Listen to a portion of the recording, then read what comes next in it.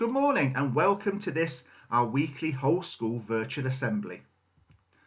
I want to start off by saying, as always, well done and thank you for continuing to follow the government guidance to stay alert and help to control the virus and save lives.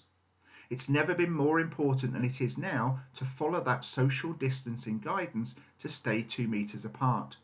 And as things start to change and open and life returns a little back to normal, that social distancing has never been more important.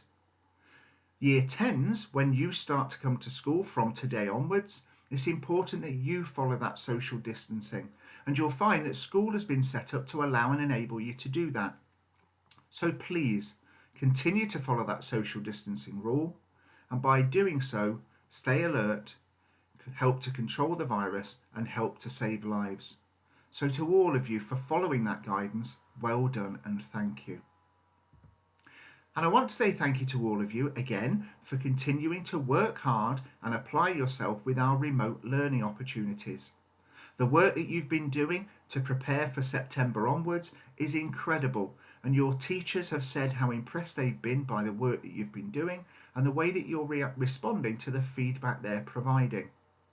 I know that project-based work allows you to work at the pace you want to and to set yourself targets over the week. So do keep doing that and continue to work and prepare yourself.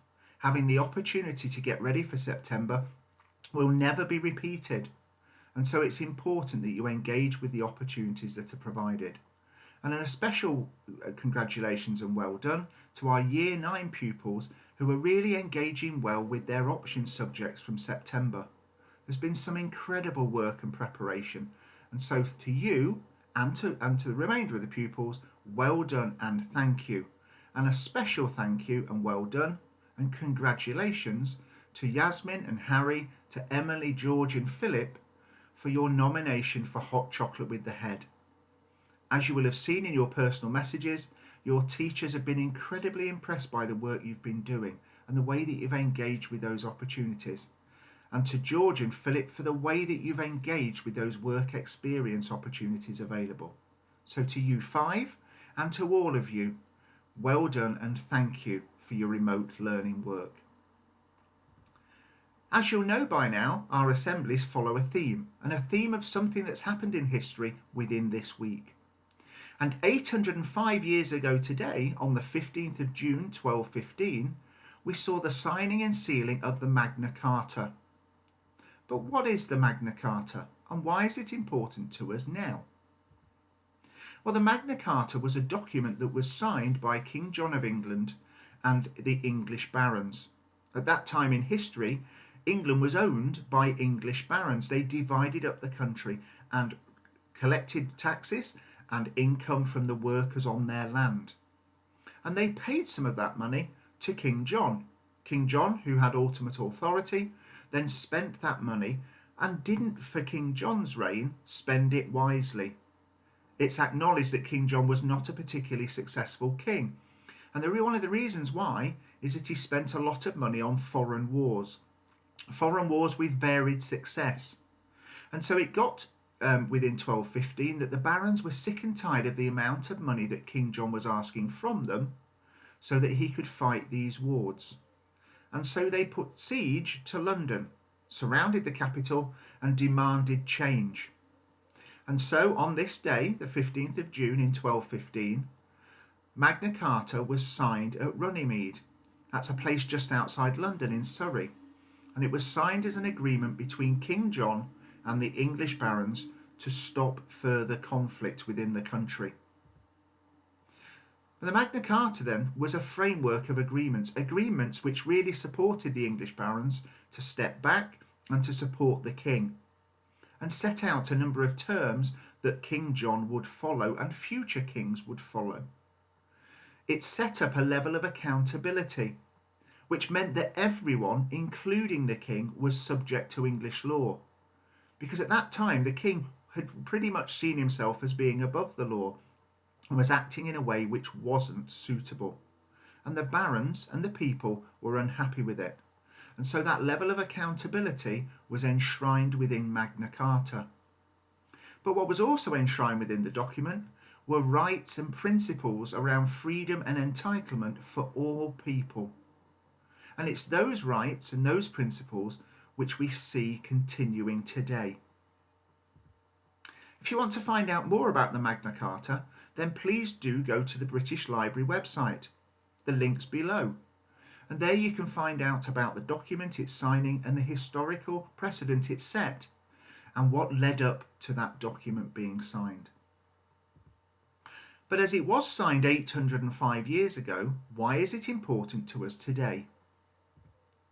Well, as I said, the Magna Carta set up accountability and rights which have become the precursors for constitutional and human rights around the world.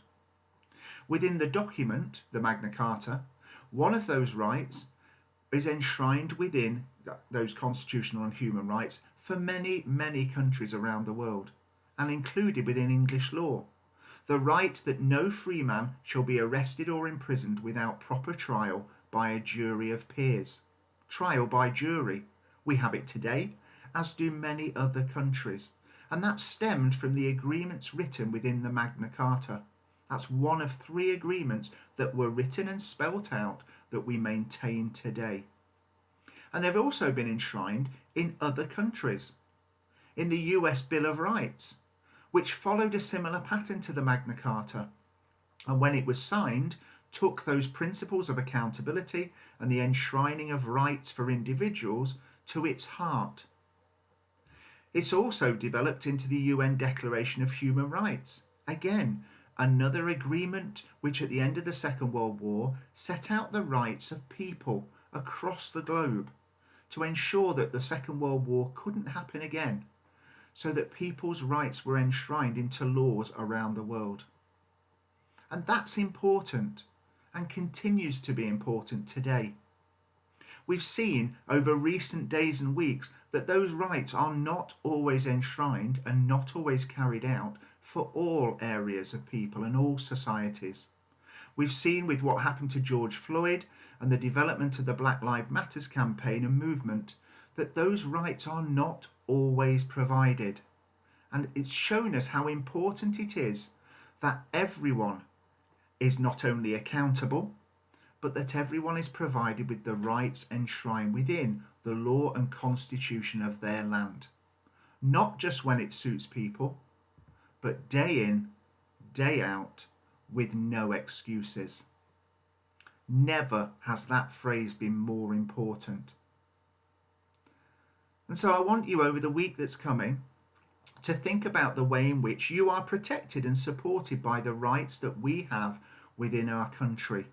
Rights which we take for granted, but rights which provide us with liberty and security and protect us through the rule of law, day in, day out, with no excuses. Have a wonderful week. I look forward to seeing our Year 10 pupils as they start to arrive in school from today onwards. And I want you all to enjoy your remote learning and to ensure that you continue to take care and stay safe by following the government guidance to socially distance.